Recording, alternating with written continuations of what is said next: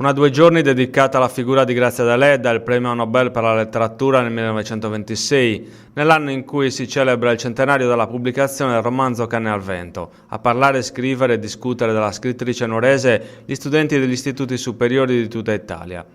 Un progetto inserito nel seminario nazionale Deledda nelle scuole, ospitato nell'auditorium del Museo del Costume di Nuoro. I ragazzi e i docenti hanno partecipato ad una iniziativa promossa dalla Direzione per gli ordinamenti scolastici e per l'autonomia scolastica, in collaborazione con l'Istituto Superiore Regionale Etnografico, l'Università di Sassari e l'Associazione degli Italianisti.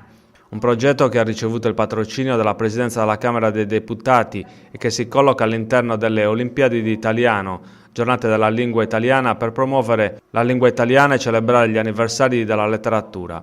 Per gli studenti, non solo nuoresi, un'immersione totale nella storia, nella poetica e nei luoghi che appartengono a Grazia Deledda, unica donna italiana ad aver ricevuto il prestigioso riconoscimento dall'Accademia di Stoccolma. Oggi e domani una 2 giorni dedicata a Grazia Deledda, premio Nobel per la letteratura nuorese, ma un punto di riferimento per tutti i giovani italiani ancora.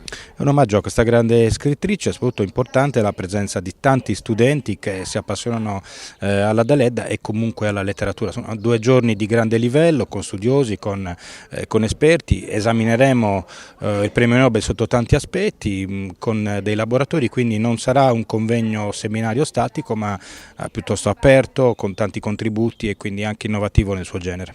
Un impegno per far conoscere Grazia Deledda alle nuove generazioni. In realtà la sfida è partita già alcuni mesi fa, perché il Ministero poi attraverso un'iniziativa parlamentare ha inserito lo studio della Deledda nelle scuole e speriamo che le giovani generazioni conoscano meglio questa scrittrice che, come sappiamo, a Nuoro è sempre vista sotto tante luci diverse.